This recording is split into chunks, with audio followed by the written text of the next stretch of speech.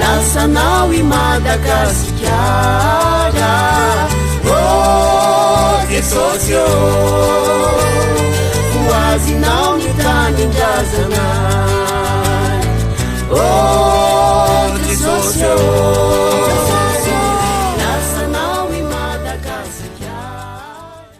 Fiadanane fifoazam-panatanteraka larana fahafito, raiky amby roapolo jona 5:30 raiky amby roapolo jona 5:30 feno 90 taona ny nanontanan'ny baiboly voalohany tamin'ny fiteny izay ao amin'le firenena io zany neny Madagasikara. Hoy ny sekretera jeneraly ny mampely baiboly maneran-tany hoe ny baiboly malagasy no dadabe ny baiboly manerana ny Afrika. Fahazavana lehibe ho an'ny firenenay fa nandre sy nandray ary namory ny teny fifoazam-panatanteraka zany. Fiadanane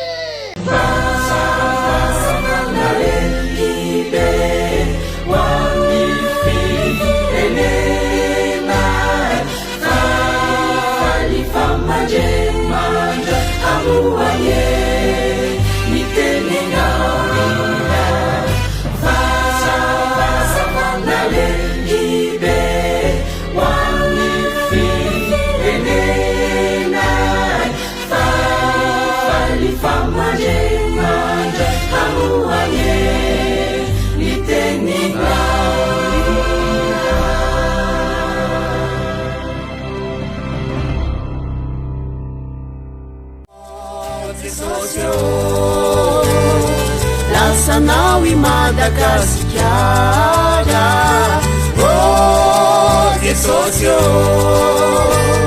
hoazinao ny tanindrazana